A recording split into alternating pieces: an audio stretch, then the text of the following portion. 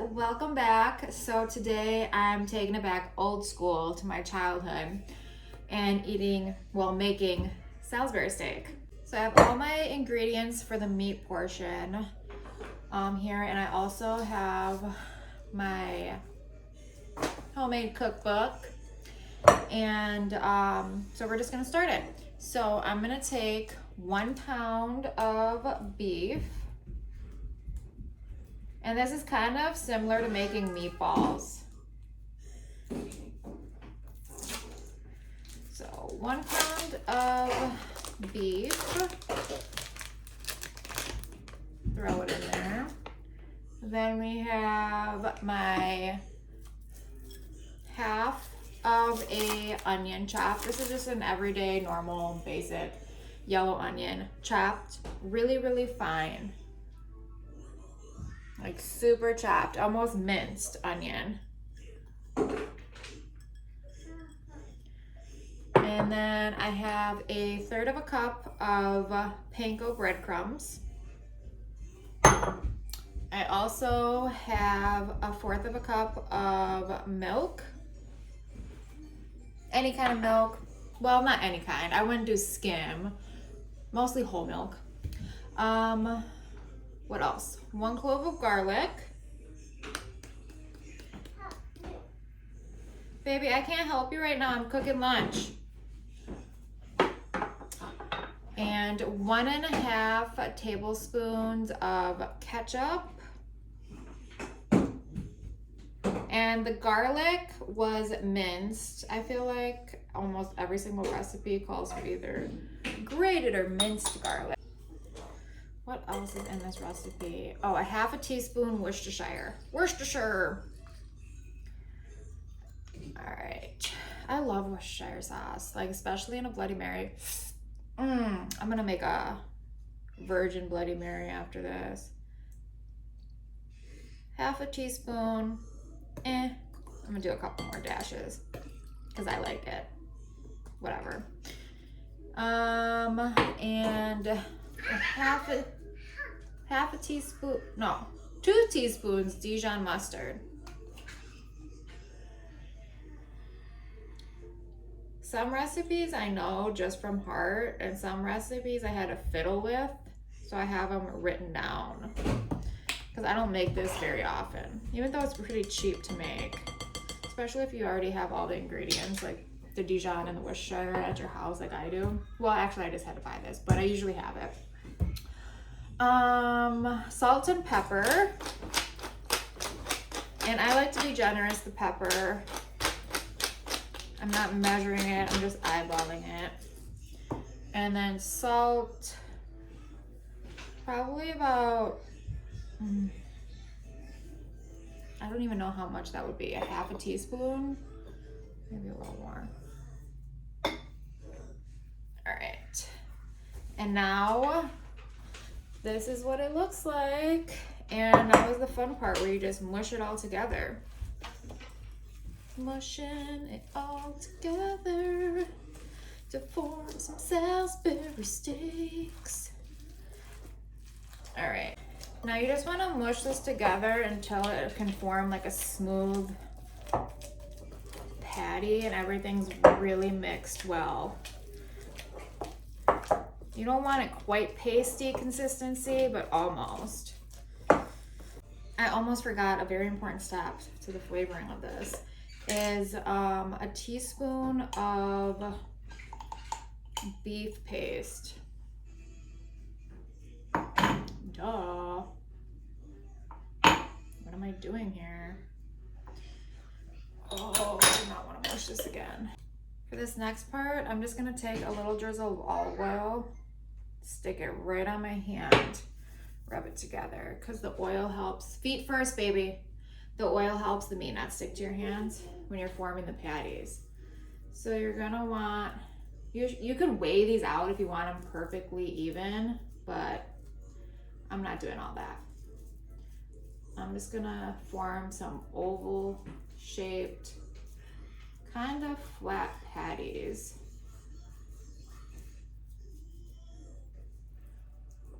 This kind of reminds me of like mock chicken legs.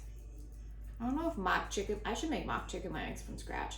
I don't know if mock chicken legs were a thing if you're not from America, but in an American school system, mock chicken leg, I think it's made out of pork, and it was formed into like a drummy size like piece of chicken looking thing. And when you got those for lunch at school, that's the only time I've ever had them actually, is school lunch.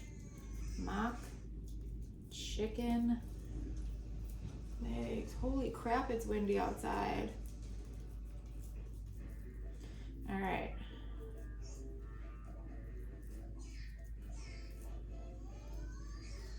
See my patty?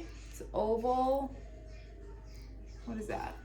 Like maybe 3/4 of an inch thick. That one's a little bit bigger.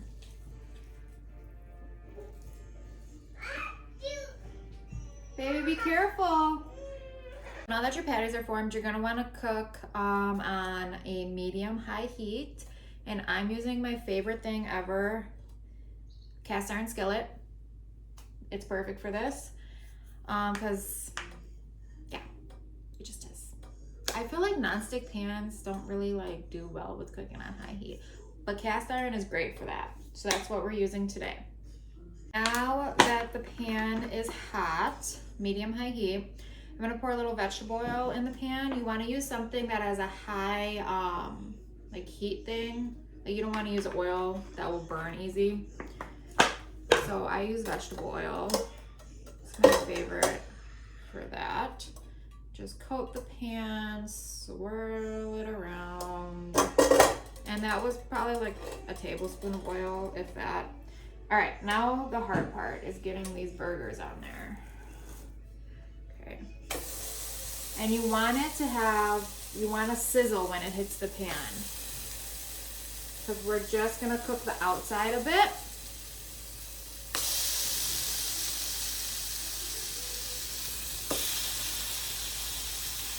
Okay, so what you're looking for is browning on one side before you flip it over, and then you're gonna wanna brown the other side, and then take it off the pan. Simple as that. I'm personally not gonna brown mine as much as I would if I was using real meat, because it's not very like good to burn fake meat. Doesn't have the same effect as when you do it with or char fake meat. Doesn't have the same effect as if you do it with real meat. But I'm gonna get a nice brown color on there, like light brown color, and stick it off to the side. Yes, I am making this recipe vegan, and it's pretty easy to make vegan. Veganifying this recipe is a breeze. All right, now on to the gravy. All right, now on to the mushroom gravy. Also easy and easy to make vegan, but you could do this with the regular way too. I'm literally using the same ingredients. If you saw like milk, vegan milk, meat, vegan meat. Like you can make this vegan or not vegan with this recipe.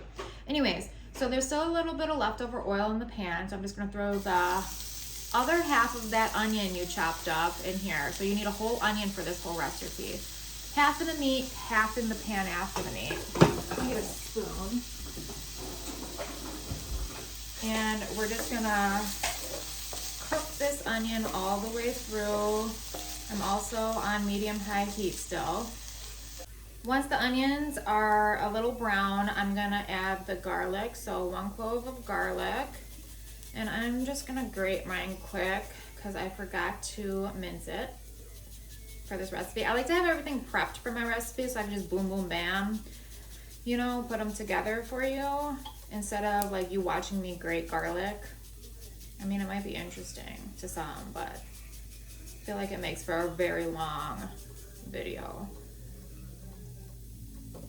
No, butt of garlic. And we're gonna do a little swirl around of this, probably like 30 seconds because it is grated and you do not want to burn this guy. Then we're gonna add the mushrooms. So I just have a package of mushrooms from the grocery store. I think it was like 8 ounces.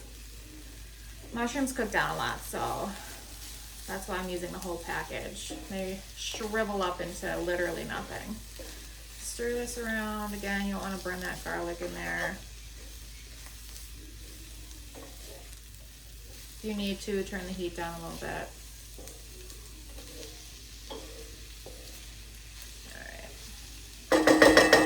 And then I'm going to add 2 tablespoons of butter, and I'm using Country Crock. My whole life I thought Country Crock butter was real butter because my grandma always used it, and I thought she was using real butter, but she wasn't. She was using Country Crock. Should have known though, because she was lactose intolerant. What's up, babes? Mushrooms are all cooked. I'm going to add 2 tablespoons of flour. Now that's well incorporated, I'm going to add 2 cups of beef broth. And by the way, you can find vegan beef broth. You can find vegan beef paste. Yeah, you can find anything vegan these days, I swear. Stir that around. All right, and then Worcestershire. 2 teaspoons of Worcestershire. I'm just gonna eyeball it. And 1 teaspoon of Dijon, again, eyeballing. 2 teaspoons of ketchup.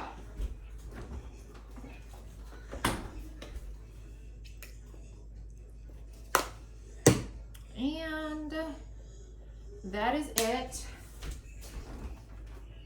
I need to add my paste to that water. Not a paste now. Gotta use every morsel of this paste here.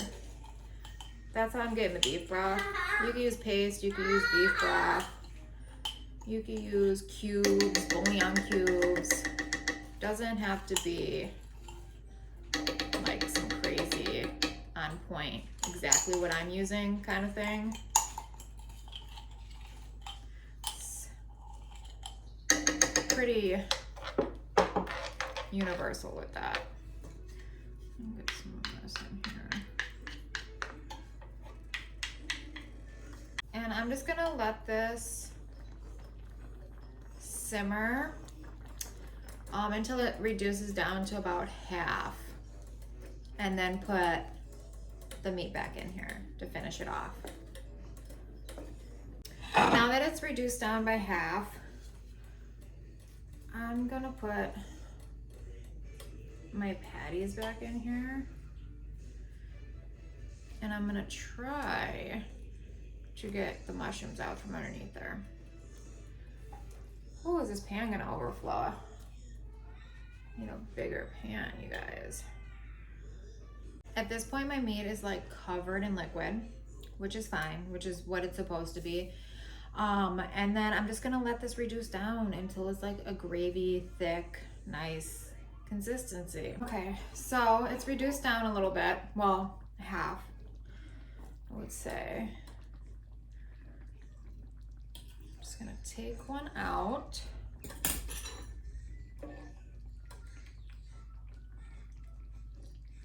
Pour a little sauce on it.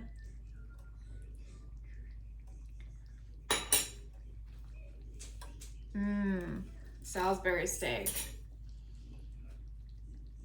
Let's try it.